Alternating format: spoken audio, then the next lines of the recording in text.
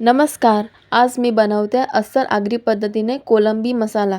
त्यासाठी तेलामध्ये 3 ते 4 लसणाच्या पाकळ्या, एक मधून कापलेली मिरची आणि 2 मोठे बारीक चिरलेले कांदे टाकून छान असं परतून घेतलं. परतून झाल्यावर त्यात 1 चम्मच हिरव्या वाटणाची पेस्ट टाकली. नंतर 1 टोमॅटो टाकून छान असं परतून घेतलं. परतून झाल्यावर त्यात 1 चम्मच आगरी मसाला, 1 चम्मच काश्मीरी पावडर आणि अर्धा चम्मच हळदी पावडर टाकून मिक्स करून घेतली. मिक्स केल्यावर हळद आणि मीठ लावलेली कोलंबी सोडली आणि 1 मिनिटासाठी झाकण ठेवले आणि 1 मिनिटांनी वांगी आणि बटाटे सोडले आणि मिक्स करून घेतले आणि थोडंसं पाणी टाकून मिक्स करून घेतले. मिक्स केल्यावर झाकण ठेवून 3 ते 4 मिनिटं वाफेवर शिजत ठेवले.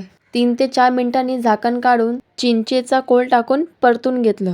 मिक्स केल्यानंतर चवीनुसार मीठ टाकून घेतले आणि थोडीशी कोथिंबीर टाकून घेतली आणि तयार आहे इथे आपली अस्सल आगरी पद्धतीने कोलंबी मसाला. तुम्ही सुद्धा नक्की ट्राय करा. चला सबस्क्राईब करा.